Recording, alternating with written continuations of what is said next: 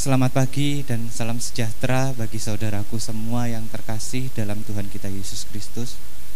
Pada hari ini kita boleh diberikan kesempatan untuk memuji dan mempermuliakan nama Tuhan, semuanya karena kasih dan karunia Tuhan. Tidak lupa kita adalah manusia yang berasal dari debu dan tanah. Banyak kekurangan, banyak kelemahan dalam setiap kehidupan kita. Mungkin dosa-dosa masa lalu yang selalu membayangi setiap kehidupan kita. Apapun yang ada dalam setiap hidup kita, dosa kita yang begitu berat, sampai dosa kita mungkin mencapai seperti gunung yang tinggi. Tetapi biarlah kasih karunia Allah lewat korban Tuhan, kita boleh disucikan, kita boleh diampuni segala dosa kita, sehingga seperti bulu domba yang putih dan tidak bercela. Maka daripada itu, mari kita pujikan satu pujian seperti bulu domba.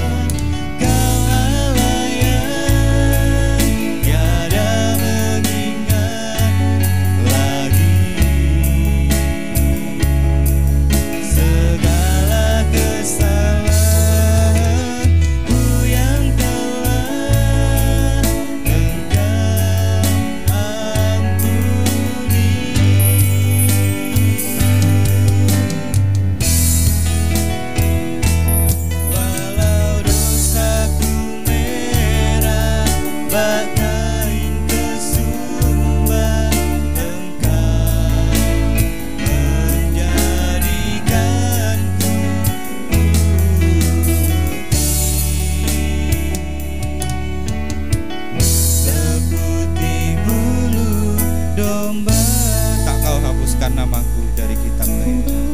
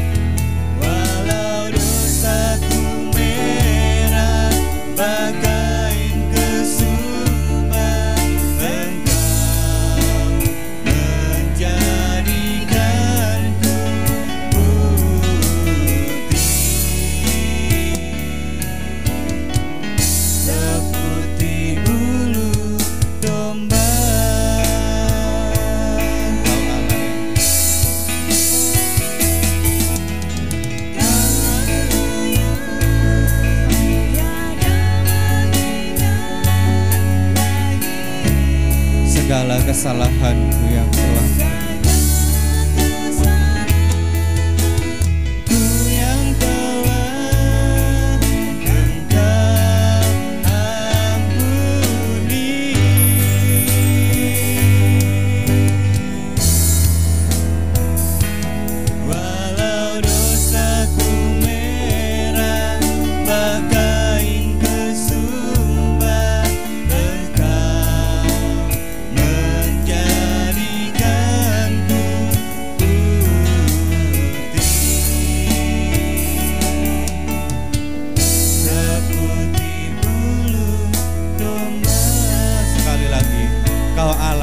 tiada mengingat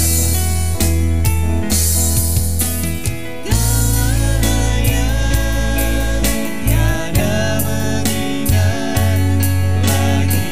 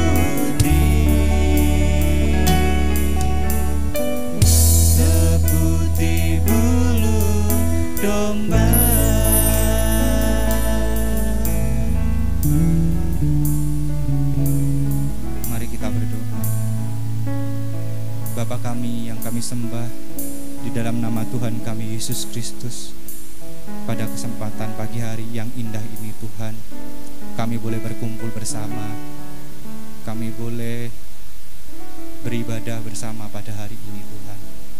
Semuanya karena kasih dan kemurahan-Mu. Engkau masih memberikan kesehatan bagi setiap hidup kami. Engkau masih memberikan suatu nafas yang masih ada dalam setiap hidup kami. Kami boleh bersyukur Engkau masih begitu baik dalam setiap kehidupan kami. Bapa, pada kesempatan hari ini kami mau memuji dan mempermuliakan nama-Mu. Biarlah ibadah kami ini Tuhan boleh berkenan kepada Engkau. Biarlah Engkau semakin besar dalam setiap hidup kami. sehingga kami boleh semakin kecil, Tuhan. Karena apabila Engkau semakin besar dalam hidup kami, Engkau yang mengendalikan seluruh kehidupan kami, baik tutur kata kami, baik pemikiran kami, baik setiap tingkah laku kami. Biarlah semuanya itu boleh mencerminkan Engkau dalam setiap hidup kami. Karena itu Bapa, pada kesempatan hari ini kami mau memuji dan mempermuliakan nama-Mu. Biarlah pelayanan kami pada hari ini boleh berkenan kepada-Mu. Terima kasih Yesus. Kami mau pasrahkan ibadah kami pada hari ini, mulai dari awal, pertengahan sampai pada akhirnya. Biarlah Engkau mau menyertai setiap hidup kami, terutama pelayan-pelayan-Mu yang pada hari ini melayani Engkau. Biarlah Engkau berikan sukacita yang daripada Engkau. Biarlah mereka boleh diberikan kekuatan yang baru untuk melayani Engkau. Terima kasih Bapa. Inilah doa dan permohonan kami hanya di dalam nama Tuhan Yesus Kristus, Tuhan Allah Juru Selamat kami. Haleluya. Amin. Saya ucapkan sekali lagi Shalom bagi saudaraku semua yang terkasih. Biarlah pada hari ini kita sudah dibentuk, kita boleh disucikan oleh Tuhan lewat korban Tuhan di atas kayu salib, sehingga kita boleh dibenarkan oleh Tuhan. Sehingga apabila orang benar dia terjatuh, dia tidak akan sampai tergeletak. Karena saya yakin dan terlalu yakin bahwa Tuhan akan menopang setiap kehidupan kita dan membangunkan kita kembali. Puji nama Tuhan. Mari kita pujikan lagu sukacita, jalan hidup orang benar disambung dengan bahwa Tuhan juga gunung batuku.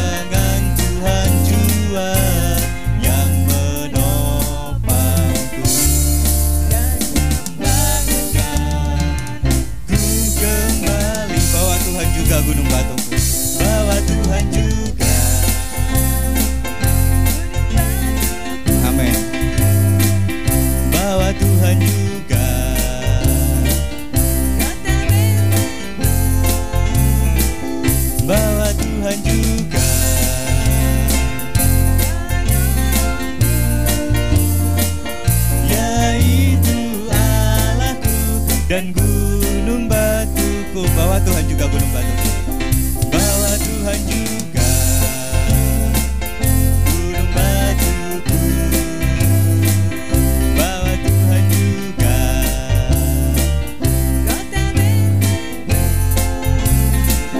bahwa Tuhan juga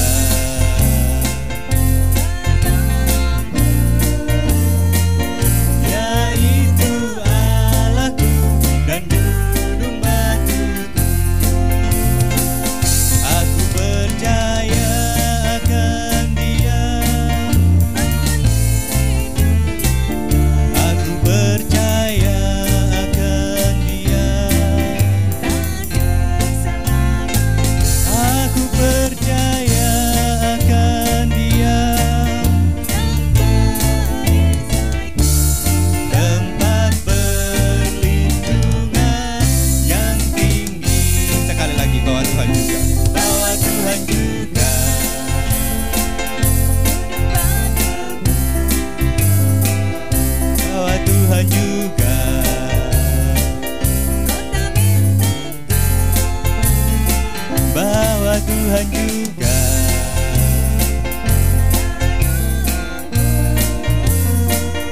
Yaitu Allahku dan gunung batuku. Aku percaya perlindunganku. Aku percaya akan Dia. Tangguh selamatku.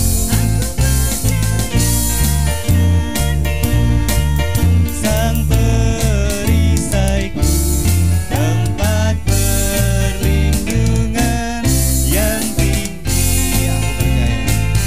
Aku percaya perlindunganku. Tangguh selamatku.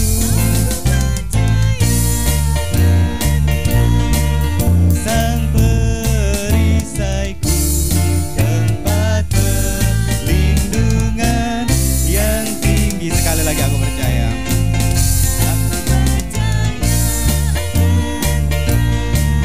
Perlindunganku, aku percaya akan Dia. Tangguh selamatku, aku percaya akan Dia. Sang perisaiku, tempat perlindungan yang tinggi.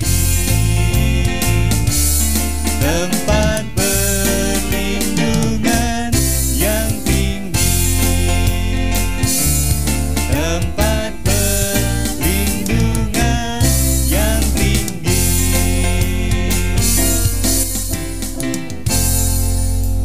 Puji nama Tuhan. Pada saat ini kita sudah memuji dan mempermuliakan nama Tuhan, karena Tuhan adalah gunung batu, keselamatan dan penolong setiap kehidupan kita. Mari sebentar lagi kita akan memuji, sebentar lagi kita akan mendengarkan sabda dan firman Tuhan. Mari kita persiapkan hati dan pikiran kita untuk menyambut firman Tuhan, sehingga kehidupan kita boleh senantiasa diperbaharui oleh perkataan firman Tuhan. Mari untuk lagu menyambut firman kita memujikan nyanyi kudus.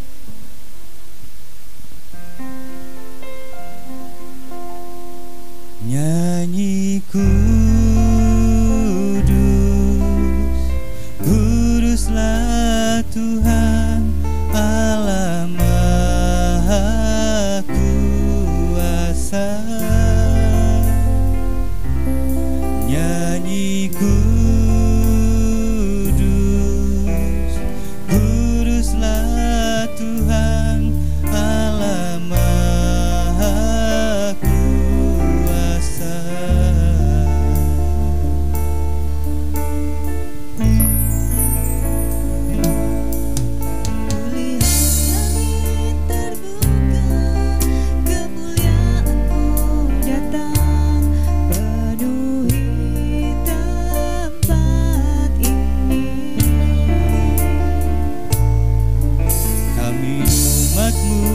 Bersujud, tersungkur menyembah kekudusan-Mu Tuhan. Penuhi hati kami, kemuliaan-Mu dinyatakan. Nyanyi kudus, kuduslah Tuhan. Nyanyi kudus, kuduslah Tuhan Allah Maha Kuasa.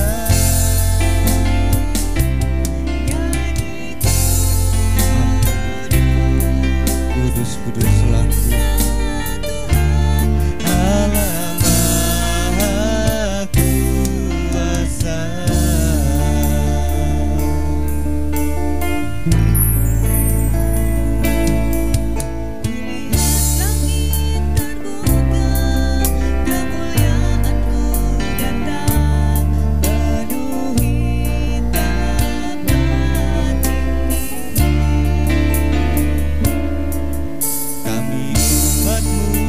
Bersujud, tersungkur menyembah kekudusan-Mu Tuhan.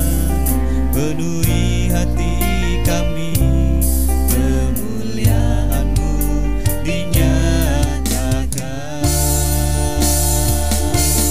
Nyanyi kudus, kuduslah Tuhan Allah Maha Kuasa. Nyanyi kudus, Maha Kuasa. Nyanyi kudus, amin Tuhan, haleluya.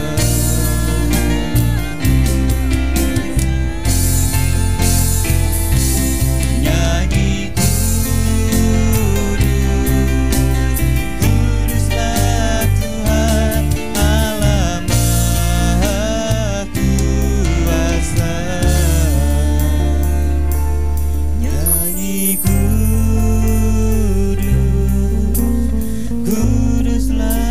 Tuhan Allah Maha Kuasa.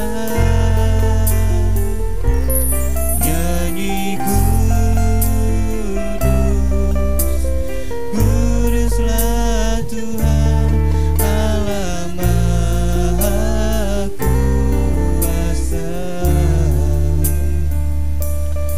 Nyanyi kuduslah Tuhan Allah Maha Kuasa. Nyanyi kuduslah Tuhan Allah Maha Kuasa. Nyanyi kuduslah Tuhan, Engkau kudus Tuhan, haleluya. Nyanyi kuduslah Tuhan Allah Maha Kuasa.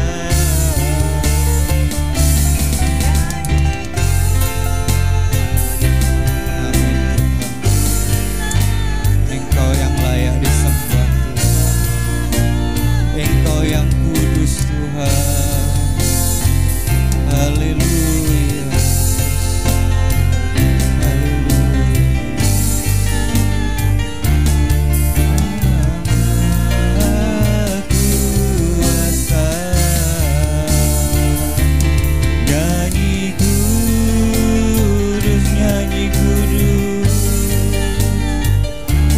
Allah Maha Kuasa.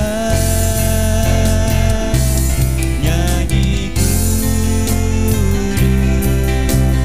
kuduslah Tuhan Allah Maha Kuasa. Allah Maha Kuasa. Allah Maha Kuasa.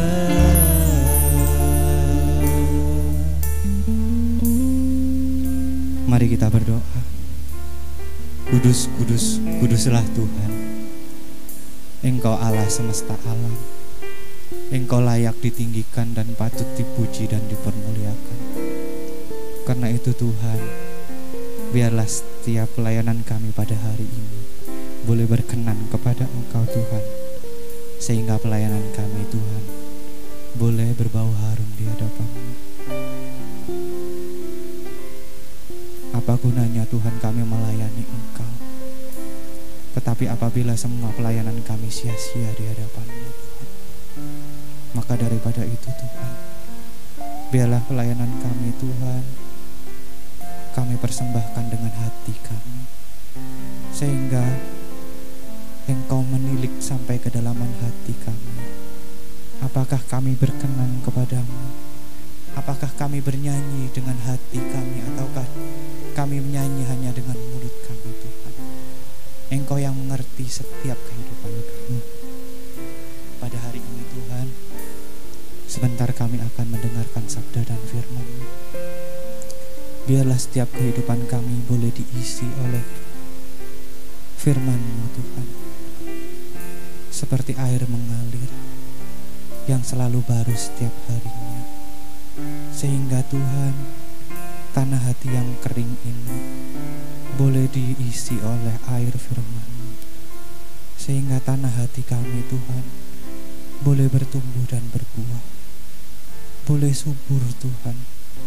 Sehingga firman-Mu, Tuhan, bukan hanya bisa dimengerti oleh setiap kami, tapi firman-Mu boleh dapat menjadi setiap tingkah laku dan perbuatan kami. Karena itu Bapa, pada kesempatan hari ini kami mau mendengar sabda dan firman-Mu. Layakkan kami, Tuhan, persiapkan kami untuk menyambut firman-Mu. Kami pasrahkan sepenuhnya hidup kami ke dalam tangan kuasa-Mu. Biarlah firman-Mu boleh ada dalam setiap hidup kami. Terima kasih Tuhan Yesus. Kami mau memasrahkan hidup kami di dalam tangan-Mu. Tuhan Yesus Kristus, Tuhan Allah Juru Selamat kami, mempelai pria surgawi, kekasih jiwa kami. Haleluya. Amin. Untuk acara selanjutnya, saya serahkan kepada Bapak Gembala. Waktu dan tempat kami persilahkan. Selamat pagi dan shalom Bapak Ibu Saudara sekalian, yang kita berjumpa lagi pada hari ini dalam ibadah raya minggu ketiga dari bulan Maret 2021. Demikian juga bagi saudara-saudara sekalian yang pada saat ini juga bersama dengan kami untuk mendengarkan firman Tuhan. Kita telah belajar, saudaraku, bagaimana keinginan atau ketinggian hati, kesombongan, dan juga bagi mereka yang telah kita pelajari, ada yang gila hormat sebagaimana Haman, dan juga orang yang tidak bisa mengendalikan keinginan-keinginan jahatnya sebagaimana Ahab dan Isabel. Maka mereka itu melakukan sesuatu kekejian kepada sesama. Dan kita tahu, saudaraku, kalau kita baca lebih runut dari firman Tuhan itu, maka mereka yang berbuat jahat itu mendapat hukuman yang cukup mengerikan. Contoh sebagaimana Isabel, dalam kematiannya yang sangat mengerikan, jasadnya tidak ditemukan lagi, tetapi jasad itu telah dimakan oleh anjing. Itu yang ditulis di dalam firman Tuhan. Demikian juga Haman serta keturunannya itu dibinasakan sebagaimana yang telah dilakukan oleh Raja Ahasveros. Jadi saudaraku, sebaiknya kita belajar dari firman Tuhan itu supaya kita tetap mengendalikan segala keinginan dan kehendak-kehendak kita yang seharusnya itu diberikan oleh Tuhan, mendatangkan kebaikan bagi kita. Oleh karena seorang yang punya keinginan, punya kehendak, apabila keinginan dan kehendak itu sejalan dengan rencana Tuhan, maka orang itu produktif, menghasilkan perkara-perkara yang indah, menghasilkan sesuatu yang baik bagi Tuhan, bagi sesama, bagi keluarga, bagi negara dan bangsanya. Ini yang dikehendaki oleh Tuhan. Oleh sebab itu, biarlah kita sekali lagi belajar dari firman Tuhan. Apa yang harus kita lakukan senyampang kita ini masih diberi kesempatan hidup di dunia ini. Kita tidak tahu kapan kita harus kembali kepada Tuhan. Tetapi apapun perjalanan hidup kita perlu Tuhan, kita perlu firman Tuhan, kita perlu Roh Kudus supaya kehidupan ini berkenan di hadapan Tuhan. Mari saudaraku, saya akan mengajak kita memikirkan sesuatu. Begini, di dalam firman Tuhan, saudaraku, kita bisa melihat di dalam Matius pasal yang ke-19 ayat yang ke-27 sampai dengan 29. Ini suatu dialog, saudaraku, antara Yesus dengan murid-muridnya. Ayat 27. Lalu Petrus menjawab dan berkata kepada Yesus. Jadi ini di dalam suatu perbincangan sampai pada akhirnya giliran Petrus yang menjawab dan bertanya sekaligus. Petrus mengatakan, kami ini telah meninggalkan segala sesuatu dan mengikut Engkau. Jadi apa yang akan kami peroleh? Nah, inilah saudaraku. Jadi manusia itu punya keinginan, punya kehendak untuk memperoleh sesuatu. Dan itu wajar, saudaraku. Sehingga perasaan manusia semacam ini digambarkan dan dituliskan di dalam firman Tuhan supaya kita juga mengerti hal ini. Dan pada waktu Petrus bertanya sedemikian kepada Yesus, ternyata Tuhan Yesus tidak merasa terganggu dengan pertanyaan itu. Oleh karena pertanyaan ini sangat wajar. Dan Yesus tahu manusia itu punya keinginan, punya kehendak. Dan itu membuat manusia itu menjadi bergairah untuk hidup. Manusia itu tidak menghendaki hidup berlanjut, saudaraku. Jikalau keinginan atau kehendaknya itu terhambat atau tidak bisa direalisasikan, tidak ada kepuasan. Oleh karena kehendak keinginan itu, biar bagaimanapun juga manusia itu cenderung untuk memenuhi, untuk mendapatkan dengan segala daya upaya. Dan ini ditunjukkan oleh Petrus kepada Yesus. Apa yang dijawab oleh Yesus pada ayat 28? Kata Yesus kepada mereka, aku berkata kepadamu, sesungguhnya pada waktu penciptaan kembali, nah pada waktu akhir zaman, pada waktu pembaharuan kehidupan dunia ini untuk menjadi dunia yang baru, untuk menjadi sesuatu yang dibaharui. Apabila anak manusia itu bertakhta dalam kemuliaannya, kamu yang mengikut aku akan duduk juga di atas ke-12 takhta untuk menghakimi 12 suku Israel. Di sini, saudaraku, Tuhan Yesus dengan santun menjawab segala pertanyaan. Dan dia memberikan suatu pengharapan kepada Petrus. Pada nanti di ujung jalan yang harus Petrus itu tempuh, maka dia akan mengalami sesuatu yang dia terima dari Tuhan. Sehingga semangat itu ada.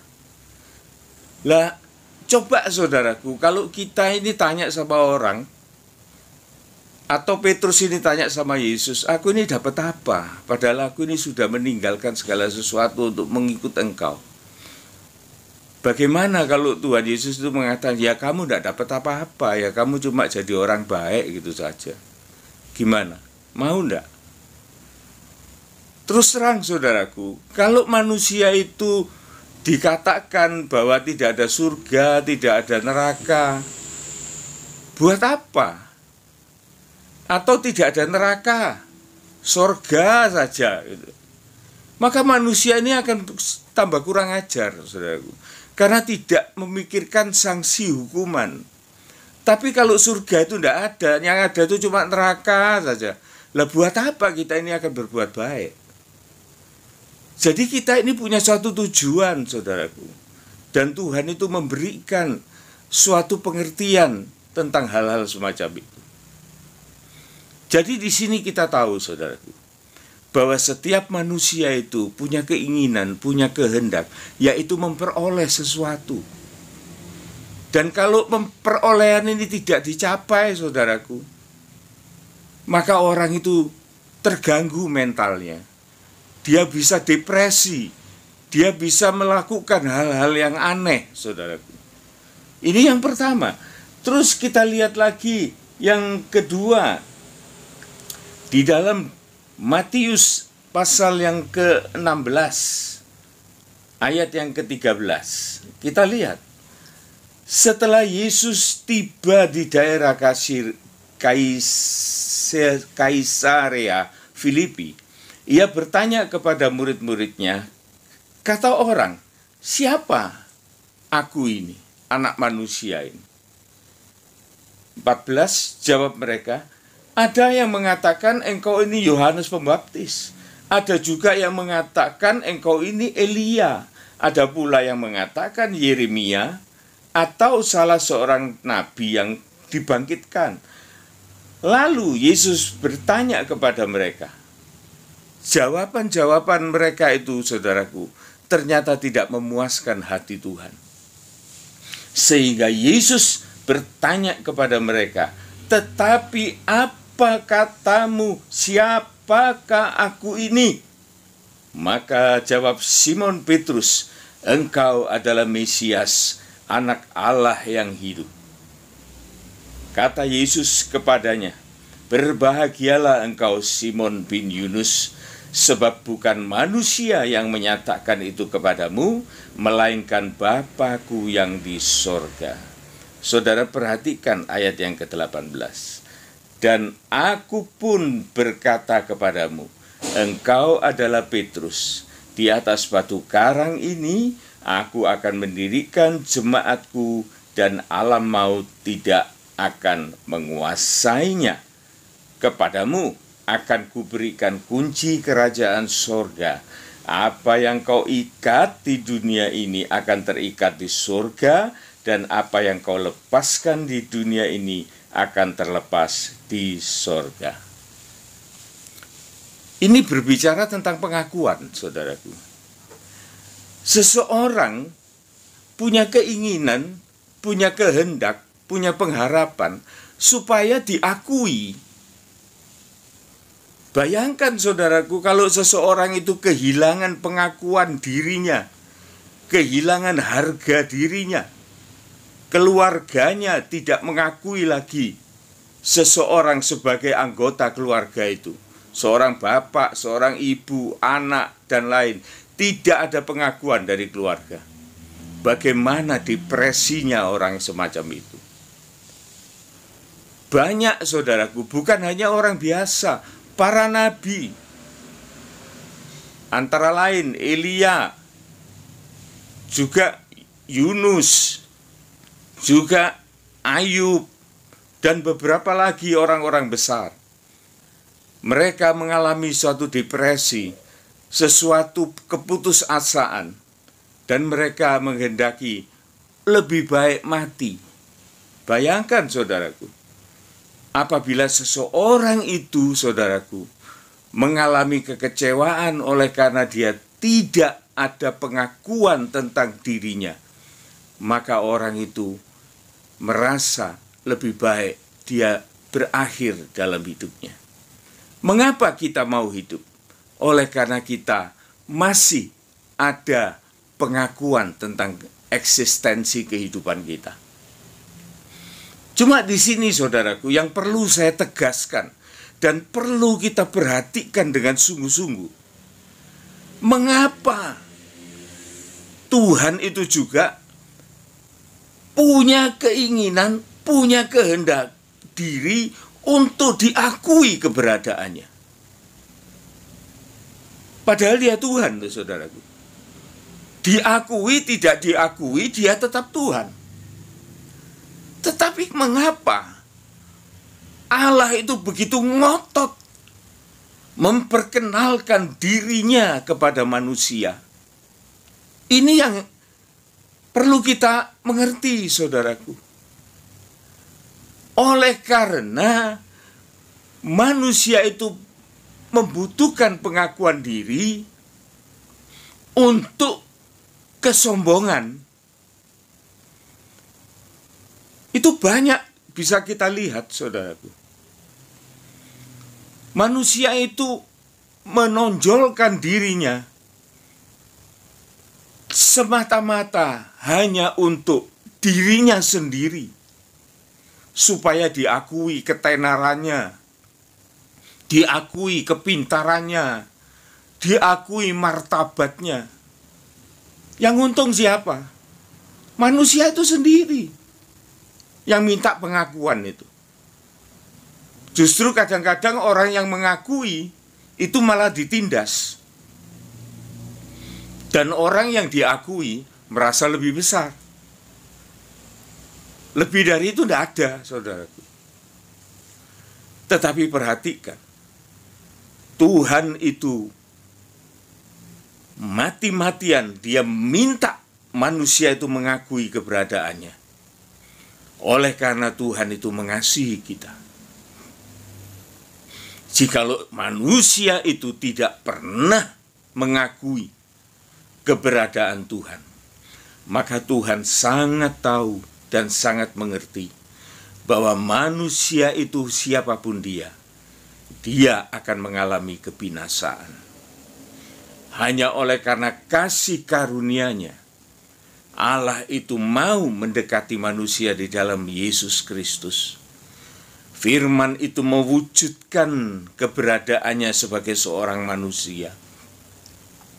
Oleh karena Allah tahu dia berurusan dengan manusia, maka dia akan menyatakan dirinya di dalam kemanusiaan. Supaya apa? Dengan satu tujuan, manusia itu mengerti keberadaan Allah dan dia diselamatkan. Ini sesuatu, saudaraku, yang jarang kita pikirkan. Tetapi sebetulnya demikianlah keadaan manusia ini sehari-hari. Nah, saudaraku, kita lanjut. Dalam hal ini, saudaraku, Tuhan memberikan wawasan kepada kita. Jikalau kita ini, saudaraku, mempunyai keinginan, mempunyai kehendak, bahwa kita ini diakui oleh orang lain, maka seharusnya, saudaraku, kita sadar, bukan hanya kita yang punya keinginan dan kehendak atau kebutuhan itu, tetapi orang lain itu juga punya kebutuhan semacam itu. Bukan hanya kita saja. Nah, di dalam hal inilah firman Tuhan itu mengajar kita, supaya kita ini bisa saling menghargai satu dengan yang lain. Jangan hanya kita saja yang minta diakui. Kita butuh pengakuan. Orang mengakui segala kehebatan kita, tanpa kita mempedulikan kebutuhan orang lain. Tidak bisa, saudara. Jadi bagi seseorang kalau dia itu minta diakui keberadaannya, maka sebaliknya juga dia harus mampu untuk mengakui keberadaan orang lain. Jikalau tidak demikian, saudaraku, maka jelas orang semacam ini adalah orang yang punya moral yang tidak baik, egois. Di dalam kehidupan sehari-hari, saudaraku, saya banyak memimpin orang. Oleh karena sebelum saya masuk sebagai full-timer, saya adalah seorang wira swastawan, seorang pengusaha. Saya banyak belajar, saudara. Jikalau saya minta atau saya butuh pengakuan sebagai seorang pemimpin, maka bagaimana sikap seorang pemimpin itu mengakui orang-orang yang dipimpin, sehingga mereka itu tidak kecewa dan mereka itu merasa aman dan mereka itu merasa dihargai dan mereka itu merasa memperoleh sesuatu dan mereka itu merasa ada masa depan dan juga mereka merasa bahagia, enjoy di dalam pekerjaan. Itu harus diciptakan, saudaraku. Baru kita itu bisa saling menghargai. Dan ini diajarkan oleh Tuhan. Kita lihat Matius 7 ayat yang ke-12. Di sana firman Tuhan mengatakan, segala sesuatu yang kamu kehendaki supaya orang berbuat kepadamu, perbuatlah demikian juga kepada mereka. Ini perintah Tuhan, saudaraku. Jadi kita tidak bisa sewenang-wenang itu. Sebagaimana kita membutuhkan orang memenuhi kehendak kita, maka kita juga harus memenuhi kehendak orang lain. Oleh karena firman Tuhan mengatakan, itulah isi seluruh hukum Taurat dan kitab para nabi. Saling memberi, saling mengasihi. Dan untuk itu berat, saudaraku, bukan sesuatu yang ringan. Kita harus mau belajar. Kita harus belajar kepada Yesus. Kita harus datang kepada Yesus. Kalau kita tetap berada di dalam kesombongan kita, maka di sanalah awal dari kejatuhan kita. Kita lihat, saudaraku, bagaimana kita ini harus belajar kepada Tuhan. Kita lihat di dalam Matius 11. Kita sangat mengenal ayat-ayat ini, saudaraku. Tetapi ayat-ayat ini perlu dibacakan, perlu kita dengar, perlu kita ingat, perlu kita simak, dan perlu kita memahami dengan tepat dan benar. Jangan sekali-kali kita mengatakan, oh ayat itu sudah pernah dibaca, oh berulang kali malahan sampai saya hafal. Bagus, bagus. Kalau saudara bisa hafal, kalau kita bisa hafal. Tetapi firman itu adalah firman yang hidup. Dia akan datang tepat pada waktunya. Dia akan berkembang di dalam hati kita. Dan Roh Kudus akan mengingatkan akan segala kebutuhan kita. Kita lihat Matius 11. Marilah kepadaku semua yang letih lesu dan berbeban berat. Aku memberi kelegaan kepadamu. Pertanyaannya, kenapa kita ini lesu? Kenapa kita ini merasa berat di dalam hidup? Oleh karena keinginan-keinginan kita itu tidak terpenuhi.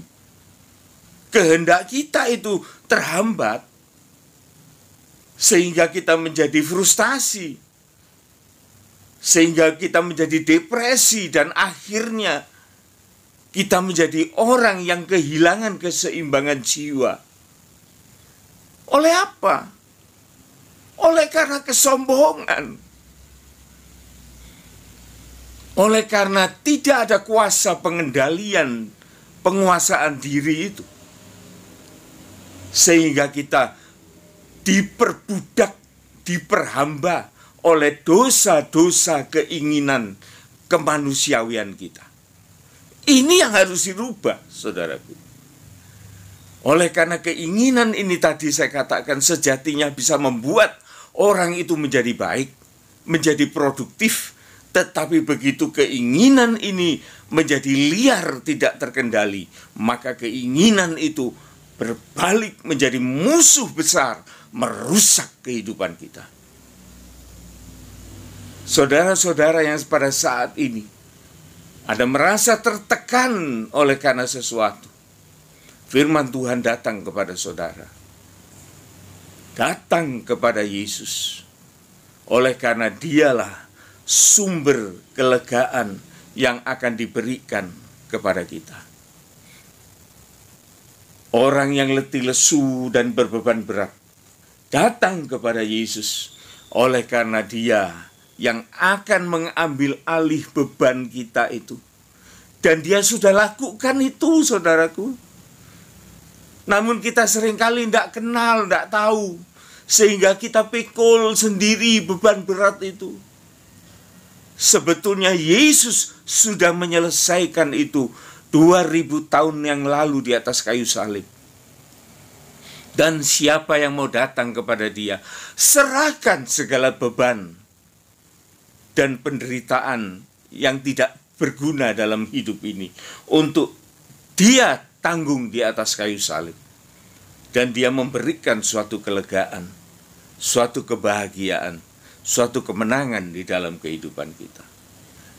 Dan Tuhan akan mengganti beban yang kita pikul, yang membuat kita menjadi payah itu, saudaraku.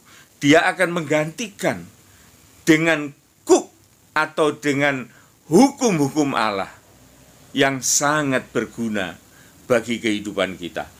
Ayat 29.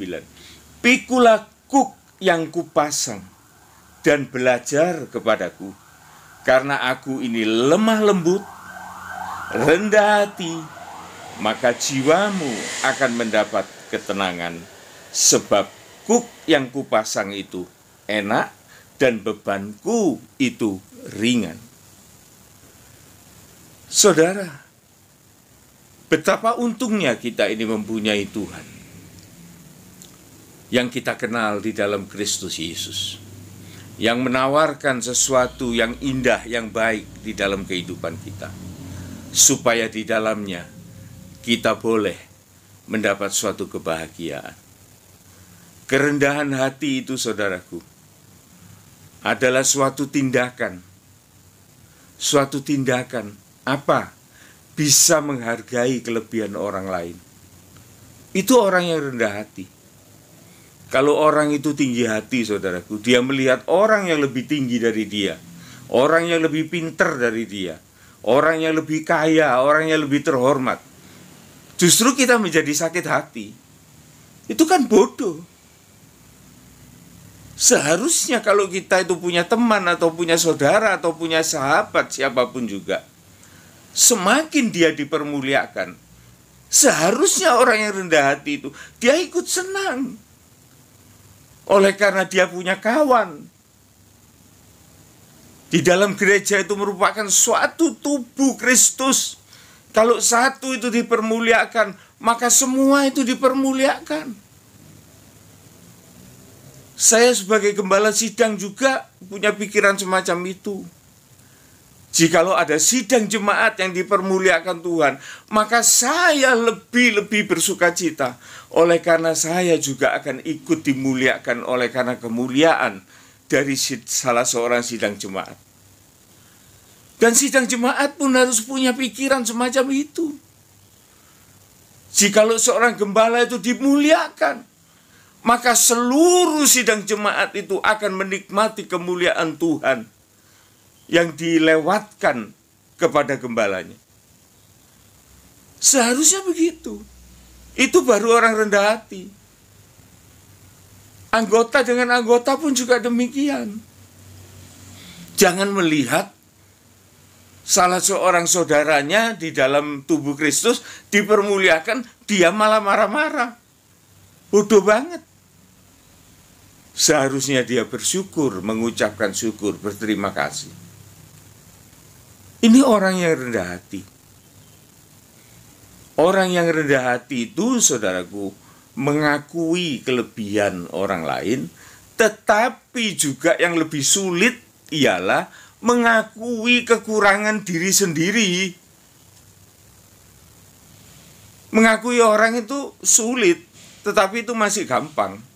Yang lebih sulit ialah mengakui kekurangan dirinya sendiri. Ini celaka, saudara. Jadi merasa dirinya paling hebat. Bisa-bisa orang semacam ini bisa sakit jiwa. Karena dia tidak mau mengakui kekurangannya. Kita harus siap belajar. Lemah lembut. Kita bisa beradaptasi, saudaraku. Beradaptasi dengan siapapun. Sebagaimana Rasul Paulus mengatakan, jikalau aku berhadapan dengan orang Yahudi, aku menjadi seperti orang Yahudi. Jika aku melayani orang dalam hukum Taurat, aku pun juga akan melayani sebagaimana aku mengerti tentang hukum Taurat. Bagi orang apapun, dia bisa untuk mengadaptasikan itu dengan satu tujuan, bahwa dia bisa memenangkan orang-orang itu untuk menerima kebahagiaan surgawi. Jadi orang yang lemah lembut itu begitu, saudaraku. Dia tidak kaku. Dia bisa menerima, bukan plan-plan loh. Beda, saudara ya. Bukan sinkritisme atau ya begini begitu, bukan. Tetapi dia mentoleransi itu dengan satu tujuan yang mulia. Dia mengadaptasi itu dengan satu tujuan yang mulia. Bukan seorang yang pelin-pelan. Orang rendah hati, lemah lembut, itu yang sungguh-sungguh bisa dikerjakan oleh karena pemberian dari Yesus. Untuk itu, saudaraku, kita harus belajar. Kita harus belajar. Jangan sampai, saudaraku, di dalam kehidupan kita ini kehilangan sukacita itu. Oleh sebab itu, Rasul Paulus mewanti-wanti di dalam firman Tuhan, saudaraku, supaya kita bersukacita senantiasa. Kita lihat, saudaraku, kelanjutan dari firman Allah ini, yang kita ambil dari Filipi 4. Filipi 4 ayat yang keempat. Kita mulai. Kita selesaikan ini menjadi suatu rangkaian ayat-ayat firman Tuhan, dan kita belajar di dalamnya. Kesimpulan pertama tadi, saudaraku, bahwa manusia itu punya keinginan, punya kehendak. Kehendaknya ialah dia harus memperoleh sesuatu, mempunyai tujuan hidup yang dia angan-angankan, dan dia juga menghendaki pengakuan atas dirinya, dan dia merasa aman, serta ada kebahagiaan. Tetapi bagaimana itu bisa dilakukan, saudaraku, jikalau dia tidak juga mau menghargai kepada sesama. Kepada sesama di sini, saudaraku, saya fokuskan lebih tajam. Dia tidak mau mengakui keberadaan Tuhan. Tak bisa, saudaraku. Dan kalau kita tahu bahwa kita memiliki Tuhan, Tuhan menjamin semuanya itu akan kita peroleh. Bukan dengan susah payah, bukan dengan keinginan-keinginan liar, tetapi keinginan-keinginan yang kita belajar kepada Yesus, yaitu kelemah lembutan, kerendahan hati, kesabaran, supaya kita memperoleh semuanya ini dengan damai di dalam kehidupan kita. Dan kita menjadi sukacita oleh karena itu. Nah, kita sekarang belajar mengenai sukacita, saudara. Filipi 4 ayat yang keempat mulai. Bersukacitalah senantiasa dalam Tuhan. Bukan bersukacita dalam dunia, dalam segala hawa nafsu dunia, bukan, saudaraku. Bersukacitalah di dalam Tuhan. Sekali lagi ku katakan, bersukacitalah. Double, saudaraku. Double happiness. Bersukacitalah dan bersukacitalah di dalam Tuhan. Saudara tahu yang nulis ini pasti Rasul Paulus. Saudara pasti tahu. Dan tulisan-tulisan yang bernada bersukacitalah itu suatu yang optimis. Sesuatu yang menggairahkan. Tetapi saudara tahu enggak surat ini keluarnya dari mana? Keluar dari penjara, saudaraku. Seorang yang bernama Paulus, Rasul Kristus, dia dipenjarakan di bawah tanah, sangat menderita. Tetapi saudaraku, di dalam penderitaan seorang hamba Tuhan ini, saudaraku, yang betul-betul sudah pernah bertemu dengan Yesus secara pribadi, yang sudah belajar dari Yesus secara pribadi, ada keubahan di dalam kehidupannya, ada sukacita yang tidak terhapuskan sekalipun di dalam penderitaan. Sehingga di dalam penderitaan yang sangat-sangat berat, Rasul Paulus masih sempat mengajak sidang jemaat untuk bersukacita di dalam Tuhan. Mengapa? Oleh karena dia punya pengharapan. Pengharapan apa? Ya tadi itu. Lah apa pengharapannya? Sudah terpenuhi di dalam Kristus. Oleh karena itu dia sudah bahagia, sudah finish buat dia. Semuanya sudah dia terima sejak dia hidup di dunia ini. Dan dia yakin bahwa itu akan berlanjut di dalam kerajaan surga. Segala sesuatu dapat aku tanggung bersama dia. Itu saudaraku. Sebab itu ayat ini jangan dihayati, oh Rasul Paulus ini nulis di suatu hotel mewah. Bukan saudaraku. Bukan di tengah-tengah pesta mewah, bukan. Di dalam penjara ini nulisnya ini. Dalam penderitaan. Kemudian ayat yang kelima mengatakan, hendaklah kebaikan hatimu diketahui semua orang.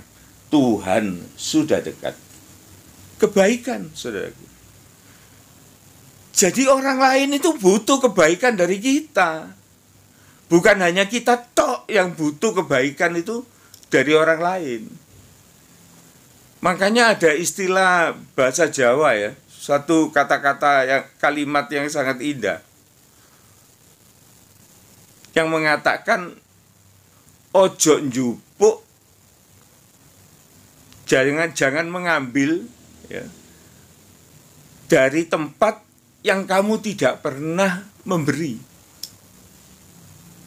Jangan ngambil dari tempat di mana yang kamu tidak pernah memberi. Ya. Jadi kalau kita ini mau mengambil sesuatu, kita ini harus tahu diri. Di mana kita pernah memberi di situ. Itu. Jadi jangan egois. Inilah yang dikatakan itu, saudaraku, berbuat baik. Hendaklah kebaikanmu itu dikenali oleh semua orang. Kita ini perlu loh saudaraku menjadi orang yang terkenal. Dulu kita ini sering keliru, oh orang Kristen itu tidak perlu dikenal. Pokoknya dia itu sama-sama Tuhan. Jangan pamer.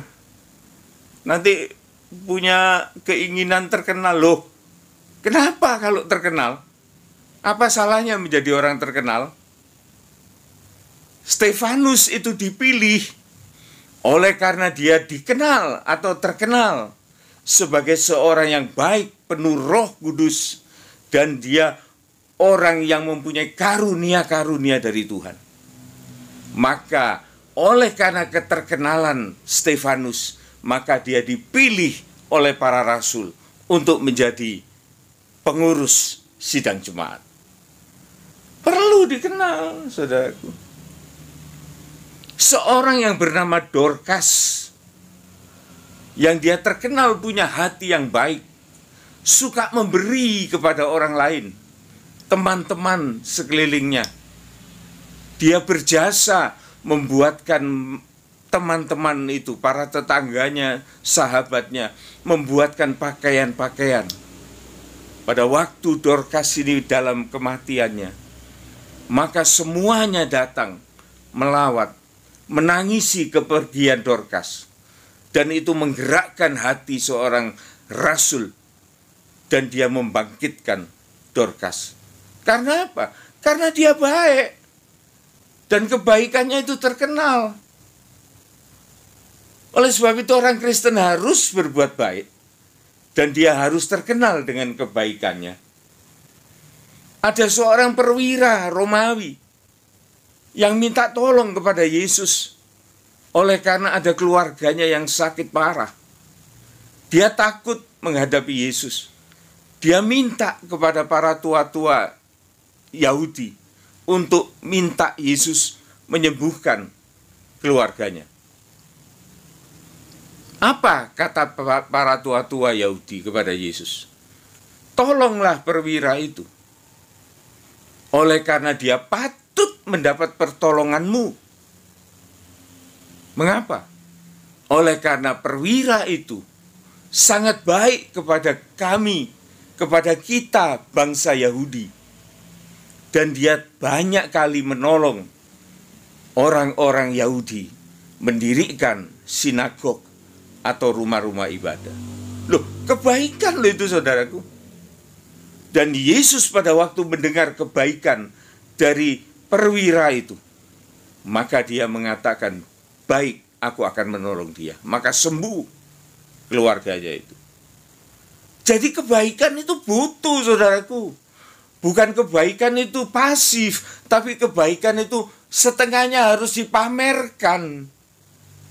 Harus ada action. Orang Kristen itu harus terkenal baik. Kita baca saudaraku, di dalam 1 Petrus 2, kebaikan orang-orang beriman kepada Kristus itu harus menjadi kesaksian.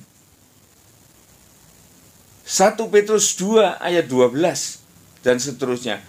Miliki cara hidup yang baik di tengah bangsa-bangsa bukan Yahudi.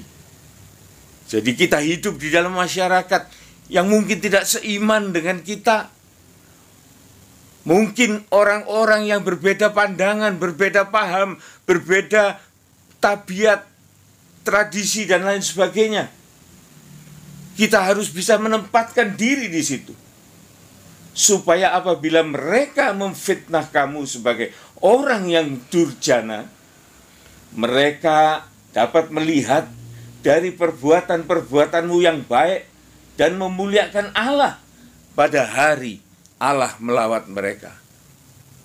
Belum tentu loh saudaraku. Kita melihat orang itu hari ini jahat, tetapi besok siapa tahu Tuhan melawat mereka. Dan oleh karena kesaksian kita menolong orang itu untuk lebih cepat mengenal Tuhan, maka orang itu menjadi lebih baik dari kita pada saat Allah melawat kehidupannya. Tetapi kalau kita tidak punya kesaksian yang baik, maka saudaraku, orang itu sulit untuk datang kepada Tuhan, untuk mengenal Tuhan, oleh karena kita memberi contoh yang tidak baik. Jadi ini perlu sekali. Di dalam masyarakat, orang Kristen itu harus menyaksikan segala kebaikan. Jangan suka bertengkar. Jangan ngerasani tonggo. Jangan nyumpah-nyumpah. Harus loman, kata orang Jawa. Harus berani untuk berkorban, untuk menyenangkan orang-orang di sekitar kita dengan hal-hal yang baik. Kemudian ayat yang ke-13, tunduklah karena Allah kepada semua lembaga manusia, baik kepada pemerintah sebagai pemegang kekuasaan yang tertinggi.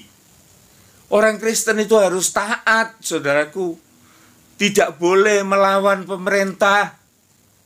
Oleh karena pemerintah siapapun juga, ia telah ditetapkan oleh Allah.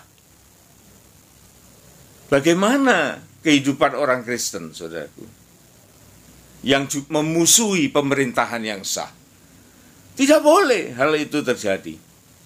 Oleh karena kita menghormati pemerintah itu bukan karena siapa-siapa, oleh karena Allah memerintahkan kepada kita untuk tunduk kepada semua lembaga manusia. Sebagai pemimpin, raja, presiden, dan lain sebagainya, yang dia disahkan untuk megang kekuasaan dan tanggung jawab negara. Ini tidak main-main, saudaraku. Ayat yang 14, maupun kepada wali-wali yang diutusnya untuk menghukum orang-orang yang berbuat jahat dan menghormati orang-orang yang berbuat baik. Jadi inilah tugas orang Kristen, saudaraku, sebagaimana dia hidup di dalam dunia ini, untuk menyatakan hendaklah kebaikan hatimu diketahui semua orang, Tuhan sudah dekat. Kita kembali ke Filipi, saudaraku, ayat yang ke-6 dan seterusnya. Jangan hendaknya kamu khawatir tentang apapun juga, tetapi nyatakan segala hal keinginanmu kepada Allah di dalam doa dan permohonan disertai ucapan syukur. Jadi di sini Tuhan itu memberikan peluang loh saudaraku tentang keinginan itu. Bayangkan kalau manusia itu tidak punya keinginan. Tidak ada produktivitas di dunia ini. Semua adem ayem. Semua cuma cari kerajaan sorga. Tapi tidak pernah berbuat apa-apa. Celaka saudaraku. Celaka. Tetapi oleh karena kita belajar kepada Tuhan, maka segala kekhawatiran kita ini tidak perlu kita khawatirkan lagi, tetapi nyatakan di dalam segala hal. Nyatakan itu realisasikan gitu loh saudaraku. Jadi orang Kristen itu harus hidup di dalam realita dunia ini. Jadi jangan kita mengingkari saudaraku. Kita hidup di dunia ini harus bekerja. Bekerja itu adalah suatu realita, suatu kenyataan dari doa kita, dari permohonan kita, dari ucapan syukur kita. Jadi jangan kita ngomong, ya kita itu cukup berdoa, kita itu cukup bersyukur. Enggak saudaraku, tapi harus ada kenyataan. Nyatanya itu apa? Kamu berdoa untuk apa? Dan kenyataannya itu apa? Mari saudaraku, kita lihat, paling tidak kita akan melihat di dalam satu ayat yang memberikan kita pandangan tentang kenyataan itu. Tentang kenyataan ya saudara ya. Kita lihat Pengkhotbah 9 ayat yang ke-10. Sikap kita bagaimana di dalam kenyataan hidup ini? Segala sesuatu yang dijumpai tanganmu untuk dikerjakan, kerjakanlah itu sekuat tenaga. Karena tidak ada pekerjaan, tidak ada pertimbangan atau pengetahuan dan hikmat di dalam dunia orang mati, kemana kita akan ke situ? Ini maksudnya di dalam kesempatan kita hidup, jangan jadi orang malas. Jangan jadi orang yang jual mahal. Jangan jadi orang yang tinggi hati padahal tidak bisa apa-apa. Ini celaka saudaraku. Bisanya cuma berdoa. Enggak saudaraku, enggak. Itu salah itu. Salah itu. Doa, permohonan, ucapan syukur harus punya kenyataan. Nyatanya orang itu malas apa enggak? Kalau orang itu malas saudaraku, dan dia berdoa, dia memohon, dan Tuhan kasih, Tuhan tidak adil. Tetapi kalau kita mau menyatakan keinginan kita yang baik, kita realisasi, aktualisasi apa yang kita lakukan, disertai dengan doa, permohonan, ucapan syukur kepada Tuhan, maka itu menjadi kesaksian yang luar biasa. Ini yang harus kita perhatikan, saudaraku. Kita kembali dalam Filipi tadi, ayat yang ke-7 sekarang. Damai sejahtera Allah yang melampaui segala akal akan memelihara hati dan pikiranmu di dalam Kristus Yesus. Ada damai sejahtera di dalam kehidupan orang Kristen. Senyampang dia hidup, dia dipakai oleh Tuhan untuk menjadi saksi hidup sebagai orang yang belajar kepada Yesus. Punya kerendahan hati, punya kelemah lembutan, punya kesabaran, saling mengasihi, saling memberi, saling menerima. Inilah yang dikehendaki oleh Tuhan. Sehingga ayat yang ke-8 ini yang penting saudaraku. Jadi akhirnya saudara-saudara, semua yang benar, semua yang mulia, semua yang adil, semua yang suci, semua yang manis, semua yang sedap didengar, semua yang disebut kebajikan dan patut dipuji, pikirkanlah semuanya itu. Jadi jikalau hati kita ini sudah mengalami damai sejahtera yang melampaui pikiran kita, saudaraku, yang diberikan oleh Allah kepada kita, maka tidak ada pikiran-pikiran negatif di dalam hidup kita ini. Ini orang dunia mengatakan, saudaraku, positive thinking, ya, positive thinking. Mereka tidak tahu semuanya itu berasal dari apa. Mereka menggunakan kemampuan dirinya sendiri. Tetapi kita tahu, saudaraku, positive thinkingnya orang Kristen itu cuma dari satu sebab. Oleh karena dia sudah tidak berdosa, oleh karena dosanya sudah diampuni. Itu yang membuat orang Kristen itu bisa bersuka cita, seperti Rasul Paulus pada waktu dia di dalam penjara, saudaraku. Dia di dalam keadaan terjepit, dia menderita, namun dia tahu dengan pasti bahwa segala dosanya sudah diampuni oleh Tuhan, dan dia hanya menunggu satu langkah lagi untuk masuk di dalam kemuliaan. Sehingga di dalam hidupnya, orang yang seperti Rasul Paulus ini, hanya segala kebaikan, kebajikan itu yang dia pikirkan. Dan tidak ada tempat buat dosa. Ayat yang terakhir, saudaraku, kita lihat ayat yang ke-9 di dalam Filipi 4. Dan apa yang telah kamu pelajari. Ya, jadi kita hidup ini harus belajar. Apa yang telah kamu terima. Jadi kita ini harus pernah menerima sesuatu dari Tuhan. Suatu anugerah kasih karunia. Dan apa yang telah kamu dengar, kita harus pernah mendengar firman Allah. Dan apa yang telah kamu lihat, yaitu kemuliaan Allah yang kita lihat daripadaku, lakukanlah, maka Allah sumber damai sejahtera akan menyertai kamu. Ini, saudaraku, merupakan suatu pelajaran dari Tuhan, adalah suatu arahan dari firman Tuhan, supaya kita menjadi orang-orang yang bermanfaat selagi kita hidup di dalam dunia ini. Kita tidak menjadi orang yang tertekan oleh segala keinginan-keinginan yang sia-sia.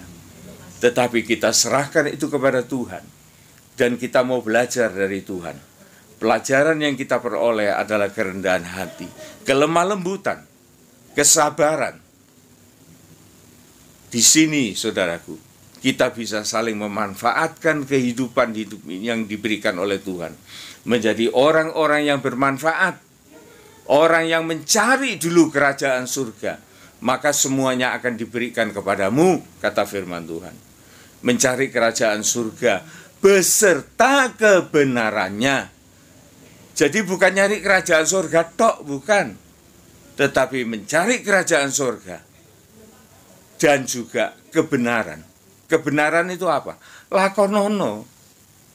Kalau kita ini cuma mencari kerajaan surga tok, tapi kita tidak melakukan kebenaran kerajaan surga itu, cuma ngomong tok. Tetapi Tuhan mau, saudaraku, carilah terlebih dahulu kerajaan surga beserta dengan kebenarannya, maka itu akan diberikan kepadamu. Jadi nggak usah khawatir. Lihat burung di udara. Dia tidak punya kemampuan untuk menanam, bercocok tanam. Dia tidak punya kemampuan untuk membangun gudang dan lain sebagainya. Tetapi dia menyatakan, dia mau mencari. Dan Tuhan memenuhi kebutuhan. Tuhan mencukupkan kebutuhannya. Sehingga mereka bisa terpelihara di dalam kemuliaan Tuhan. Inilah, saudaraku, sebagian dari firman yang perlu kita renungkan dalam seminggu ini, supaya kita menjadi manusia-manusia Kristen yang tangguh. Jadi keinginan-keinginan kita terasah dengan baik dan produktif menghasilkan sesuatu yang memuliakan Tuhan. Terima kasih, saudaraku, untuk kesempatan dan perhatian yang saudara berikan di dalam menanggapi firman Allah. Semoga ini boleh menjadi berkat bagi kita sekalian. Puji Tuhan. Amin. Baiklah Bapak Ibu Saudara sekalian, hari ini kita telah belajar tentang pengakuan, kehendak, dan keinginan. Itu semua memang didasari oleh Tuhan. Tuhan ingin diakui, keinginan Tuhan juga ingin dilakukan, dan kehendak Tuhan juga ingin dilakukan Bapak Ibu Saudara sekalian. Demikian kita Bapak Ibu, kita juga bisa diakui, kehendak kita juga ingin dikabulkan, dan keinginan kita juga ingin dikabulkan. Namun seperti yang sudah kita pelajari, bagaimana kehendak, keinginan, dan pengakuan kita itu kembali kepada kehendak, keinginan, dan pengakuan yang daripada Tuhan. Oleh sebab itu Bapak Ibu Saudara, kita akan nyanyikan satu pujian untuk selesai mendengarkan firman Tuhan, yaitu ajarku mengerti segala rencana.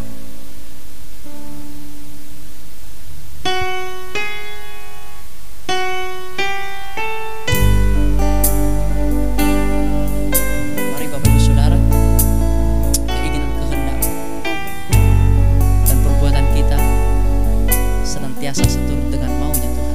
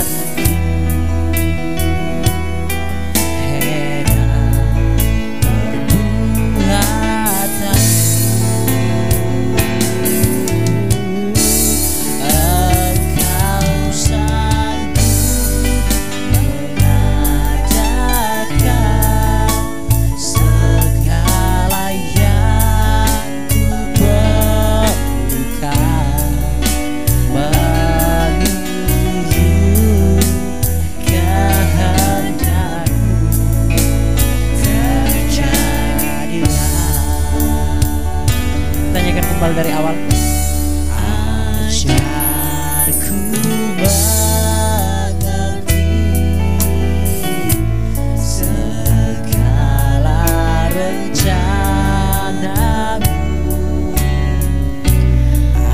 Ajarku berserah hanya padamu. Bimbinglah jalanku dalam terang firman. Bimbinglah jalanmu dalam terang firman-Mu. Ajarku berharap hanya padamu. Bapakku ajar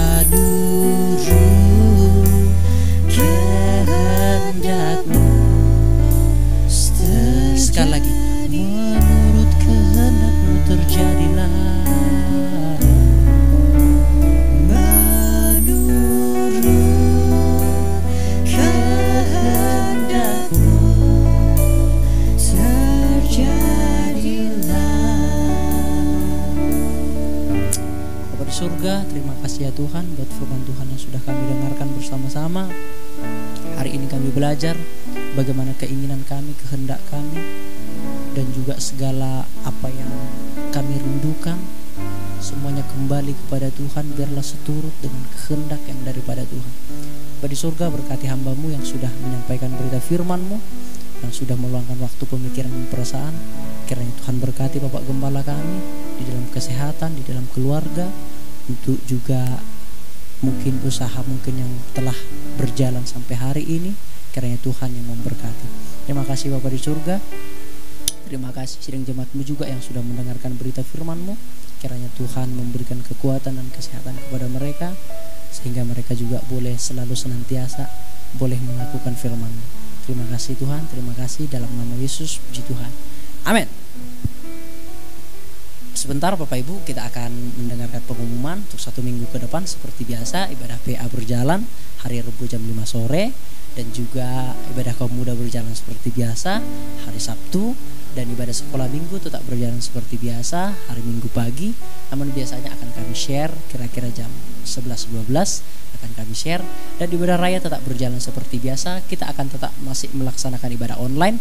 Kiranya Bapak Ibu tetap bersabar sampai pada masanya, waktunya yang tepat nanti untuk kita bisa beribadah bersama-sama. Pengumuman yang kedua yang ingin saya bagikan kepada Bapak Ibu Saudara, dibuka kesempatan bagi Bapak Ibu yang ingin memberikan persembahan bagi renovasi gereja kita. Diberikan kesempatan bagi Bapak Ibu yang tergerak, boleh langsung menuliskannya di dalam amplop tersebut. Dan jikalau Bapak Ibu tidak ada waktu untuk memberikannya kepada bendahara gereja kita, bisa menghubungi saya pribadi atau Kak Olpi. Nanti kami akan siap sedia melayani Bapak Ibu Saudara sekalian. Mari Bapak Ibu kita bersama-sama bergandeng tangan untuk dalam renovasi gereja kita yang tercinta. Dan pengumuman yang terakhir, kita bersyukur bagi ulang tahun Bapak Ibu Saudara dari Bapak Antonius, suami daripada Ibu Meme ya. Selamat ulang tahun bagi Bapak Antonius. Kiranya kesehatan, keluarga, pekerjaan, pelayanannya selalu disertai dan diberkati oleh Tuhan. Demikian pengumuman yang saya bagikan Bapak Ibu Saudara sekalian. Mari bersama kita bangkit berdiri. Kita akan mengakhiri ibadah kita. Bapa di surga, terima kasih Tuhan, kami sudah mengakhiri ibadah ini. Biarlah segala pelayan-pelayan-Mu yang sudah ikut ambil bagian di dalam pelayanan ini, kiranya Tuhan memberkati kami semua di dalam damai sejahtera, di dalam sukacita, di dalam juga kasih karunia Tuhan yang selalu melimpah bagi kami. Pertolongan Tuhan, perlindungan Tuhan kiranya ada selalu di dalam kehidupan kami. Terima kasih. Berdoa juga bagi Bapak Antonius yang berulang tahun. Kiranya Tuhan berkati di dalam kesehatan, keluarga, pekerjaan, pelayanannya, anak-anaknya juga Tuhan berkati, cucunya juga Tuhan memberkati. Kiranya damai sejahtera, pertolongan, perlindungan Tuhan senantiasa berada dalam kehidupan keluarga Bapak Antonius. Terima kasih Bapak di surga. Sidang jemaat Tuhan juga dimanapun berada, mungkin yang sakit, kiranya Tuhan tolong, Tuhan berikan kesehatan. Mungkin yang berbeban berat, kiranya Tuhan berikan kekuatan dan jalan keluar. Bagi juga mungkin ada sidang jemaat Tuhan yang mengalami pergumulan hari ini, kiranya Tuhan juga memberikan jalan keluar dan kekuatan kepada mereka. Yang berbahagia juga mungkin ulang tahun pernikahan yang tidak kami ketahui, kiranya Tuhan juga menolong, menyertai dan melindungi sidang jemaat-Mu dimanapun berada. Terima kasih Bapak di surga. Kami selesaikan ibadah kami di dalam nama Tuhan Yesus Kristus. Puji Tuhan. Amin. Selamat pagi Bapak Ibu Saudara sekalian. Tetap jaga kesehatan. Jangan lupa minum air hangat. Jangan lupa minum vitamin. Dan jangan lupa berdoa. Shalom dari kami semua.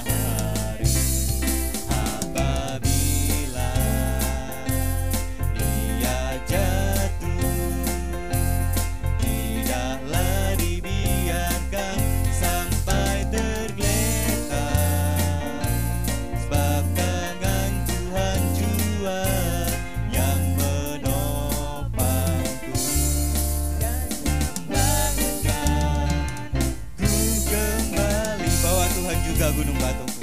Bahwa Tuhan juga. Amin. Bahwa Tuhan juga.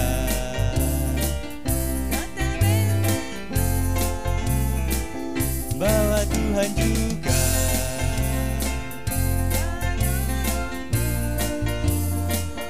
Yaitu Allahku dan gunung batuku. Bahwa Tuhan juga gunung batuku. Bahwa Tuhan juga gunung batuku. Bahwa Tuhan juga.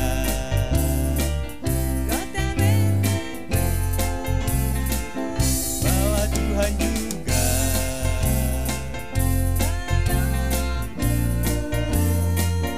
Yaitu Allahku dan gunung batuku. Aku percaya akan Dia. Aku percaya akan Dia. Aku percaya akan Dia. Tempat perlindungan yang tinggi. Sekali lagi, bahwa Tuhan juga. Bahwa Tuhan juga.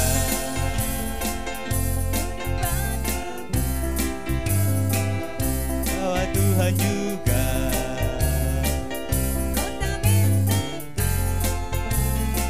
Bahwa Tuhan juga.